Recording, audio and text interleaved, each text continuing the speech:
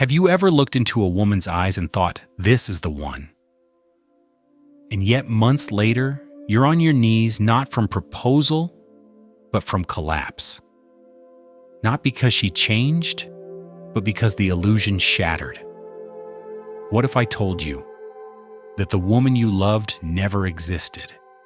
What if I told you she was your shadow dressed in perfume and smiles? You see, Carl Jung never warned us about women. He warned us about our projections. He didn't claim that the feminine was dangerous. He claimed that the unexamined anima within us, the internal woman every man carries, is. Because when you don't know her, she rules you. And when she rules you, every woman you meet becomes her mirror. The truth is, most men are not in love. They are possessed. Not by her, but by the fantasy they cast upon her. She becomes the redeemer, the muse, the escape, the light. And when she walks away, it's not just heartbreak, it's ego death. Because without her, they no longer know who they are. Jung called this the danger of anima projection, when a man takes the unlived parts of his soul and projects them onto a woman. She becomes the vessel for his unintegrated longings, his innocence, his passion, his brokenness, his salvation. He doesn't see her. He sees his lost self, and then he worships her for it. Or worse, he resents her for not living up to it. This isn't love. This is spiritual inflation. This is what Jung warned: the collapse of the self beneath the weight of the idealized other. And you've been there, haven't you? Calling her your angel, your home, your reason to change. But let me ask you, who were you before she arrived? And who are you now that she's gone? The tragedy is not that she left. The tragedy is that she took you with her because you had given her your soul before you had met it yourself. Jung said the meeting of two personalities is like the contact of two chemical substances. If there is any reaction, both are transformed. But you were not transformed. You were dissolved. And now all that remains is the echo of a voice you mistook for salvation. And this is where the descent begins, not into heartbreak, but into the unconscious. Because every time you break for love, every time you fall apart for someone else's presence or absence, what's truly cracking is the false self you've been clinging to. That smiling mask, that heroic persona, that version of you who thought he was complete once she loved him. Jung would ask you this: was it ever love, or was it an agreement between two shadows pretending to be whole? You see, the persona is who you become to be loved, polished, agreeable, strong. But the shadow is who you are when no one is watching, the jealous one, the needy one, the little boy who never felt chosen. And when you meet a woman who triggers both, when she makes your persona shine while activating your deepest wounds, you call it fate. You call it passion. But it's not fate. It's your unconscious begging to be seen. Carl Jung believed that love, when unconscious, is the most dangerous drug. It feels like transcendence, but it's really regression. Regression into infantile longing. Regression into dependency masked as devotion. You think you're bonding with her, but you're really bonding with a part of you that's been starved of light. And instead of integrating it, you hand it to her and call it connection. But let me tell you the truth. No one speaks. No one can carry the weight of being your missing piece. She cannot mother your soul. She cannot resurrect your purpose. And if you keep asking her to, she will either leave or lose herself trying. Jung wrote that every man carries within him the eternal image of woman, not the real woman, but an inner figure, formed by history, myth, desire, and trauma. She is your anima. And until you meet her within, You will continue to meet her without, in every heartbreak, in every obsession, in every woman you mistake for salvation. This is why the same patterns keep repeating. Different name, different face, same collapse. Because the problem isn't her. It's your refusal to confront your own depths. Your fear of standing alone in the mirror and saying, "This is who I am," without needing her gaze to feel real. Jung called this process individuation, the slow, brutal, beautiful journey of becoming whole, of calling back your projections, of facing your shadow, of loving the woman not as a fantasy, but as a sovereign being, not a goddess, not a demon, just human, like you. But here's the thing, most men don't want to be whole. They want to be adored. They want the illusion more than the integration, because it's easier to chase a dream than to meet your wounds. And so they run relationship to relationship, woman to woman, high to high, never realizing that the woman they keep searching for is the one waiting inside. So what happens when you finally stop running? When you stop asking her to save you, fix you, define you?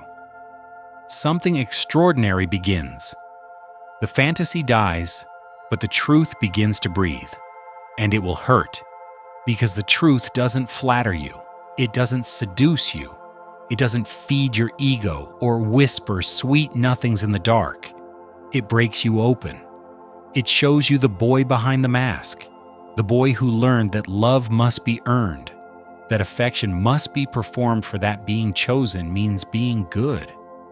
And when she leaves or withdraws or disappoints you, that boy thinks, "It's my fault. I wasn't enough." Carl Jung knew this boy. He called him the orphaned soul, the one exiled by the ego, abandoned by the persona, buried under layers of performance. And until you go down into that basement and hold him, until you stop shaming him, hiding him, manipulating the world to protect him, you will always need her to do it for you. That is not love. That is dependency, disguised as romance. You say you want a queen, but are you a king or just a boy in a crown, hoping she'll forget the cracks in your foundation? Because here's the paradox. Only when you don't need her can you truly see her. Not as a mirror, not as medicine, but as another sovereign being on her own path, carrying her own shadows, searching for her own wholeness. Then, and only then, can two souls meet without illusion, without chains. Jung believed that the most sacred relationships are not built on attraction or compatibility, but on mutual individuation. Each person becoming more whole, more awake, more rooted in themselves through the presence of the other, not as a fix, not as a fantasy, but as a fire that refines the self. And yet most men resist this fire. They want the softness, not the steel. They want to be comforted, not confronted. And so they keep choosing women who will never ask them to grow. Women who play the game of projection just as well, who enjoy being adored more than being known. This is how two people end up in love with ideas, not each other. This is how marriages collapse and friendships rot, not from betrayal, but from blindness, from the quiet tragedy of never having truly seen one another. So let me ask you this, not as a philosopher, but as a man. Are you in love with her, or with what she reflects back to you? Do you crave her soul, or do you crave the way she distracts you from facing your own? Because if the answer is the latter, you are not in a relationship. You are in an illusion, and illusions always break. The only question is, will you break with them, or will you awaken? And when you awaken, it won't feel triumphant at first. It will feel like loss, the loss of innocence, the death of enchantment, the crumbling of every myth you built about love, about women, about yourself. It's the moment you realize that she was never the light, she was the lantern you projected it into. And when that lantern shattered, what spilled out was not her fault. It was your refusal to claim your own fire. Carl Jung wrote that until you make the unconscious conscious, it will direct your life, and you will call it fate. That's what this is. The endless cycle of loving, losing, blaming, repeating, because you've handed your unconscious over to someone else and called it destiny. But destiny doesn't live in her smile. It lives in your willingness to look at yourself without flinching. So how do you reclaim it? How do you walk back from the edge, not as a wounded romantic, but as an integrated man?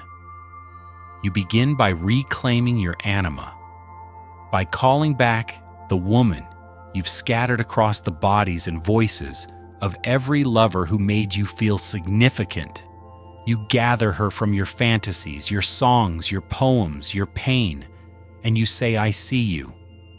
You are not her. You are me, the part I never dared to love. This is the moment the illusion breaks. This is the moment you stop needing her to be divine. And it's the moment you start seeing the divine in yourself. From here, the relationship changes. If she stays, it's no longer a dance of desperation, but a dialogue of souls. If she leaves you, do not collapse, because she was never your center. You are. This is not detachment. This is sacred sobriety. This is what Jung meant by individuation, the becoming of a man who can walk beside a woman without kneeling before her image. Because when you kneel, not in reverence but in dependency, you make her your God. And every God demands sacrifice. But when you stand whole and rooted, she is no longer your altar. She is your equal. And if she cannot meet you there, she will fall away, not because you are unworthy, but because the game can no longer be played at that level of truth. Do you understand now? This is not about her. It never was.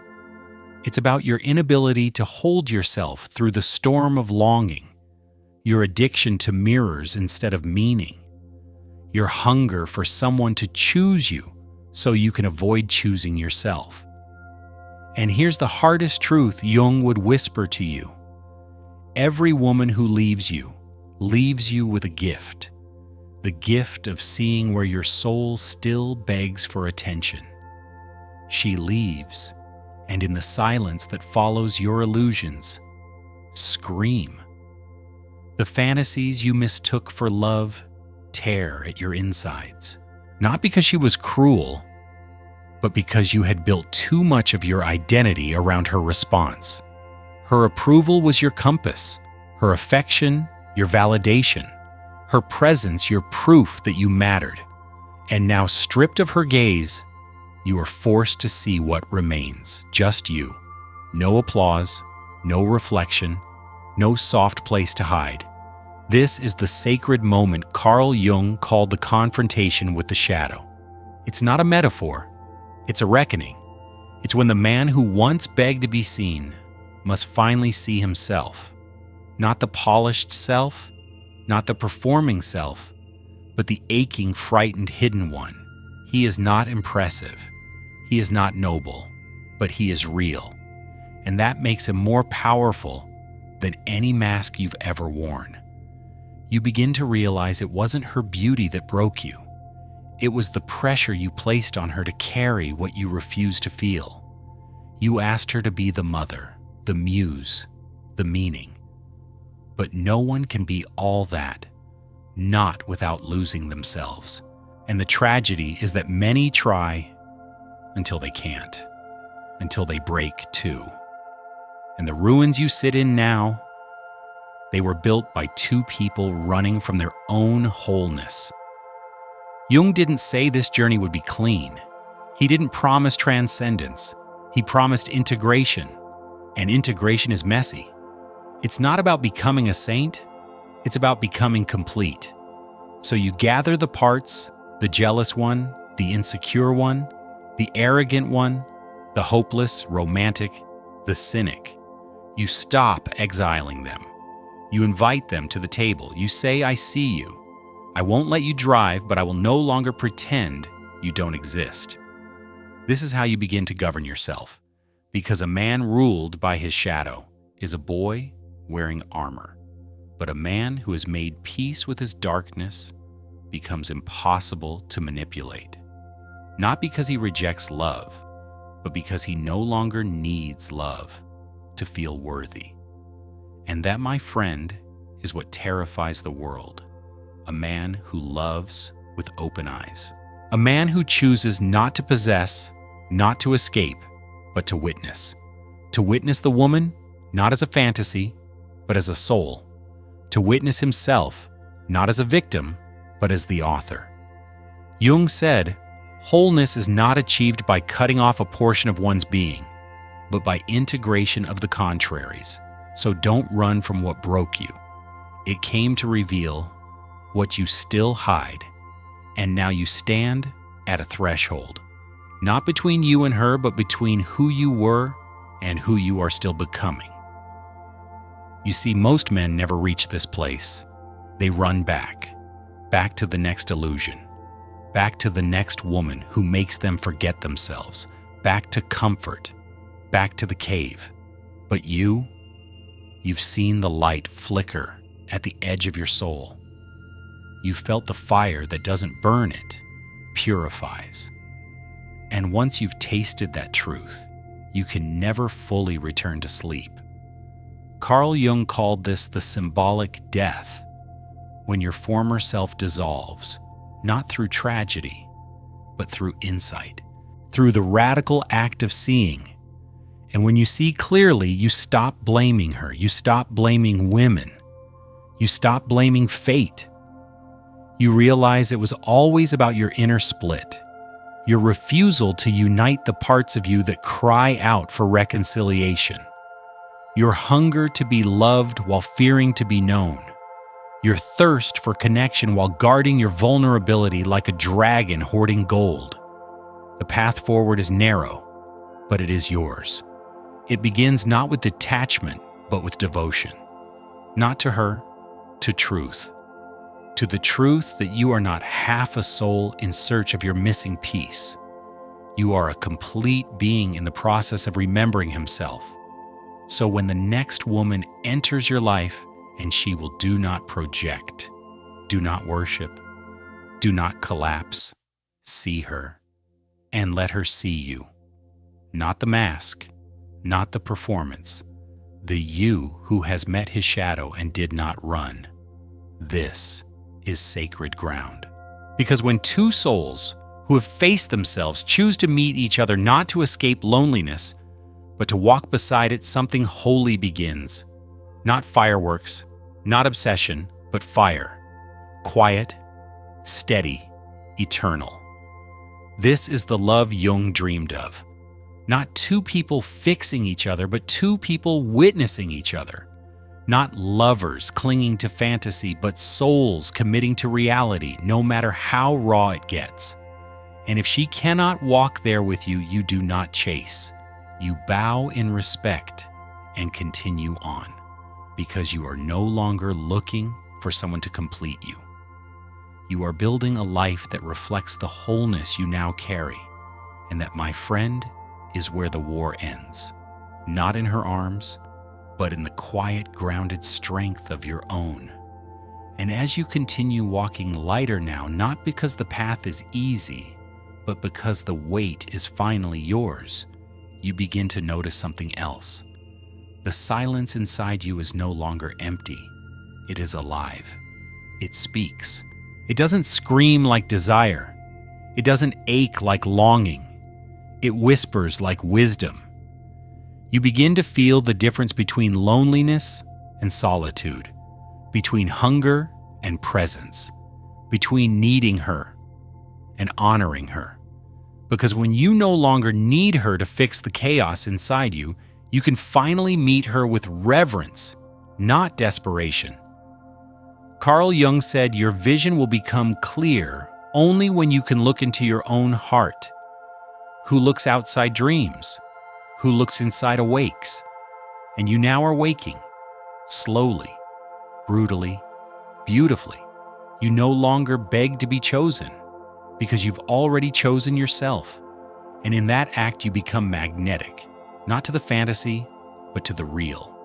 Not to the woman who needs to be saved, but to the one who has also saved herself. You will recognize her not by her beauty, but by her presence. Not by her words, but by her silence.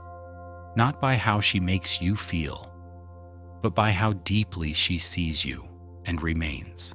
But even then, you won't lose yourself, because you no longer need her to see you in order to exist. That is the masculine strength Jung called forth in all of us, to walk the razor's edge between love and freedom, to feel fully without collapsing, to give completely without vanishing, to stand in the fire and not mistake the burn for death. The truth is, women were never your downfall. Your own unconscious was. Your own shadow, the part of you you refuse to know, refuse to feel, refuse to love. Now that you do, you are not just a man who has loved. You are a man who has seen. And that makes you dangerous in the most holy of ways. Because a man who sees cannot be seduced by illusions. He no longer worships beauty. He embodies it. He no longer seeks validation. He radiates presence. He no longer chases softness. He protects it. And he no longer confuses the feminine with salvation. He honors it as sacred, but never again as source. That belongs to him. That belongs to you. You are the source now. If this stirred something in you, if it cracked open a part of you that's long been waiting to be seen, don't turn away from it. Let it breathe. Let it speak. And ask yourself this: do I love her? Or do I fear being without her? Have I met her soul? Or just my own shadow? Comment below, what have you realized about yourself?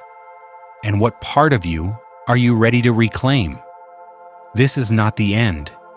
This is the beginning. Welcome to the fire.